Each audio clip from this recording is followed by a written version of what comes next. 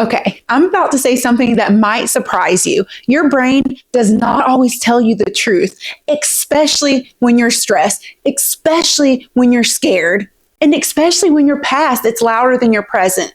And that's why today we're talking about the first pillar of emotional wealth, which is emotional reality calibration. And what this is the ability to stop, pause, and ask, is this actually happening? Or is this my nervous system predicting danger? So if you've ever overreacted, misread a tone, spiraled from one text message, or convinced yourself something terrible was about to happen, then this video is for you. And let's start here. Your brain is always choosing between two jobs, accuracy and safety.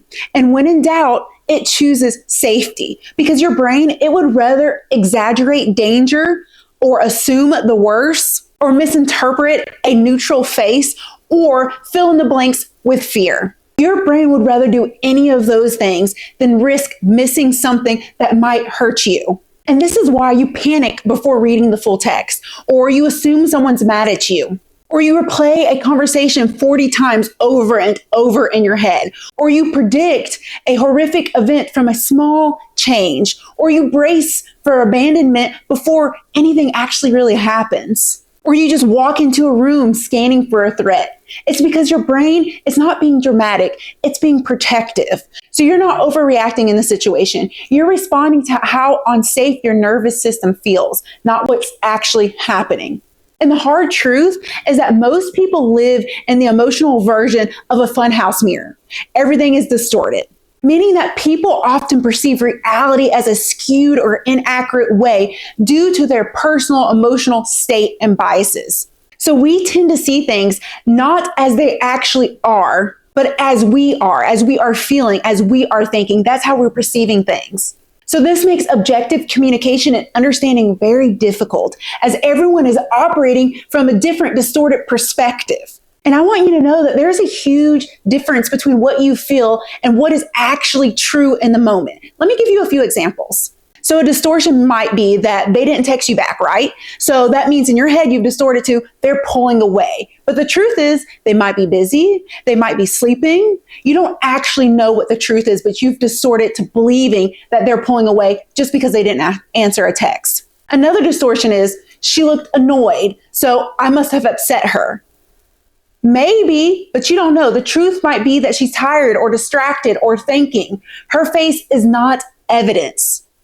Another distortion is that this feels dangerous, but the truth is that feeling unsafe and being unsafe are not the same thing. Another distortion is I ruined everything. I always ruin everything. But the truth is maybe you had a moment and it's not a lifetime pattern. It was just a moment.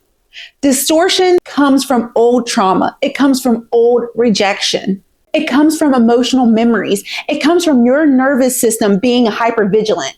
It comes from attachment wounds. But on the other hand, truth comes from the present moment, observable facts, your regulated self, grounded thinking, and clarity. And calibration is learning to tell the difference. And this is where emotional reality calibration becomes life-changing. The calibration pause is a simple, powerful step. So what you do is you stop the internal story, not because you're wrong, but because you don't have enough evidence. Step 2 is you ask one grounding question.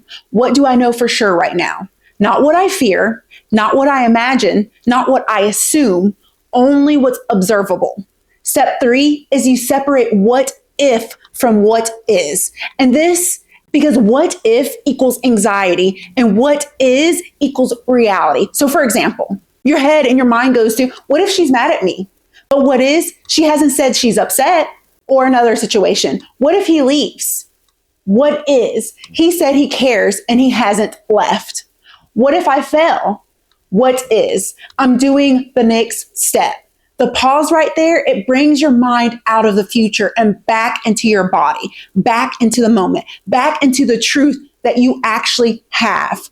And this emotional calibration skill, it changes everything, especially in relationships, because most conflict doesn't come from what's actually happening. It comes from what we think is happening.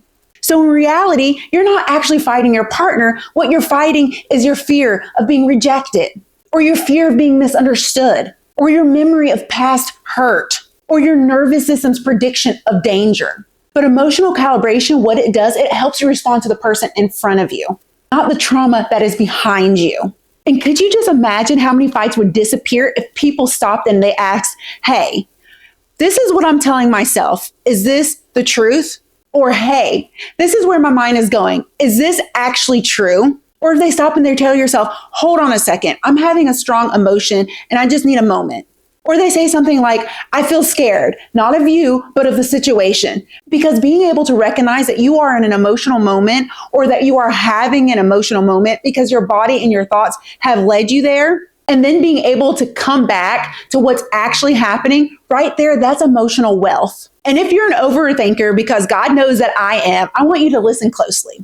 Your brain is trying to solve feelings with logic, and that is impossible. You can't overthink a nervous system that feels unsafe.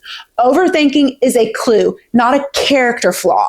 And overthinking means that you're scared or that you're overwhelmed or that you feel emotionally exposed or that your nervous system is bracing for impact. But calibration, what it does is it tells your brain that we don't have to fix everything right now. We just need the truth of this moment. Calibration also works in grief and trauma, okay? Because grief makes everything feel dangerous and trauma makes everything feel familiar. Your body remembers the worst days of your life and it tries to protect you from feeling them again. So when you are grieving, what you're doing is you're misreading moods. You assume that people are disappointed. You can feel like a burden. You might even expect the next loss. And you can easily confuse sadness with danger. But calibration, what it does is it gives you space. It lets you feel the emotion without creating a story around the emotion that you're feeling.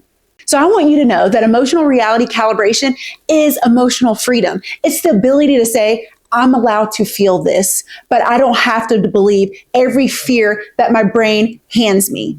Because your brain's job is protection and your job is clarity. And when you learn to tell the difference, then you stop living in the emotional distortions and you start living in grounded truth. And this right here, that's the foundation of emotional wealth. And if you want to hear the next pillar of emotional wealth, which is nervous system wealth, make sure that you subscribe. Because once you understand how your nervous system controls everything, you'll never see yourself in the same way. So hit that subscribe button and I'll see you on the next video.